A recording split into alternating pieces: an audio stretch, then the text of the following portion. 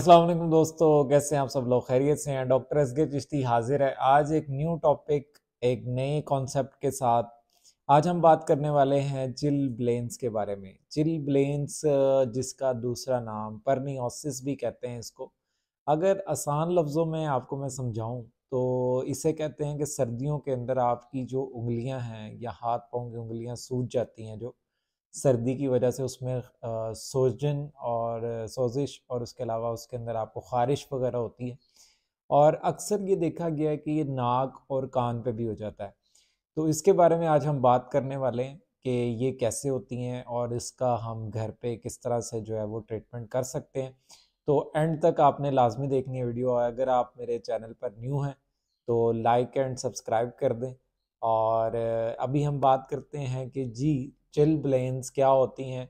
तो ये बेसिकली एक सोजिश, या इसको हम कहते हैं कि इचिंग है, खारिश नुमा एक चीज़ होती है। ये कैसे होती है कि जब आपके जिस्म के हिस्से, लेट सपोज फिंगर्स हैं या फिर आपकी पाँव की उंगलियां या हाथ की उंगलियां, जब ये ठंड से एक्सपोज होती हैं ना, तो इनके अंदर जो ब्लड वेसल्स, खून की नालियां जो हैं, उनके अंदर तब्दीलियां वाक़या होती हैं। तो जब वो तब्दीली वाक़या होती है तो उसकी वजह से रेड और पर्पल कलर के जो स्पॉट्स हैं वो आपकी स्किन पे आ जाते हैं और आपकी उंगलियां स्वेलिंग भी उनके अंदर समटाइम हो जाती है। ये क्यों होती है? ये इसलिए होती है कि अगर आप जेनेटिकली आपकी जो अगर आप सेंसिटिव टू कोल्ड है, आपको ठंड बहुत ज़्यादा लगती है, या आपके जिस्म की खून की जो गर्दिश है वो कम हो, मुख्तलिफ जिस्म के हिस्सों के अंदर अगर खून प्रॉपरली गर्दिश नहीं कर रहा, या आपको बहुत ज़्यादा ठंड लगती है, सेंसिटिव स्किन होती है कुछ लोगों की, जैसे कि कुछ फीमेल्स होती हैं, बच्चे होते हैं, उनकी जो स्किन है वो बहुत ज़्यादा सेंसिटिव होती है, तो उनमें ये बहुत ज़्यादा पाई जाती है और ये ठंड में बहुत ज़्यादा एक मसला क्रिएट हो जाता है। अब ये बैक्टीरियल और वायरल इन्फेक्शन तो होता नहीं है, ठीक है, तो इसलिए इसके अंदर कोई हम एंटीबायोटिक्स या एंटीवायरल कोई मेडिसिन वगैरह यूज़ नहीं कर सकते।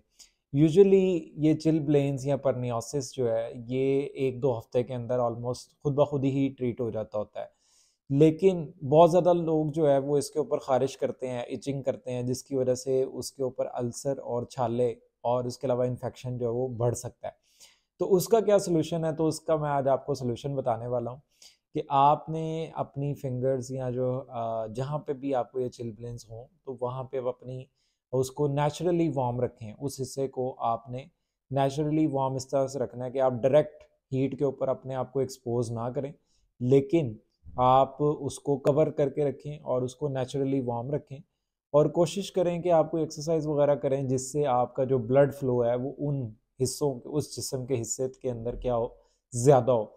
या फिर आप उसके ऊपर वार्म कंप्रेस जो है वो अप्लाई कर सकते हैं। लाइक ये क्योंकि गर्म कपड़ा रख लेके जो है उसको उस हिस्से पे जो है वो रखें। और इचिंग आपने, खारिश बहुत ज़्यादा नहीं करनी। खारिश अगर आप करेंगे तो उससे क्या होगा कि आपके जो ज़ख़म है वो बढ़ सकते हैं। तो आप खारिश के बचाव के लिए आप क्या कर सकते हैं, मुख्तलिफ कॉर्टिकोस्टेरॉइड्स, इचिंग को रिड्यूस करने वाली क्रीम्स या ऑइंटमेंट्स हैं उनका इस्तेमाल कर सकते हैं, ठीक है। और आपने जो ज़ख़म है उनको क्लीन रखें, ठीक है। तो थैंक यू वेरी मच जी। उम्मीद है आपको आज की ये मेरी वीडियो पसंद आई होगी। कोई भी आपका सवाल है, कोई चीज़ आपको नहीं समझ आई, फर्दर गाइडेंस आपको चाहिए, तो आप नीचे कमेंट में मेरे से पूछ सकते हैं। Thank you very much ji.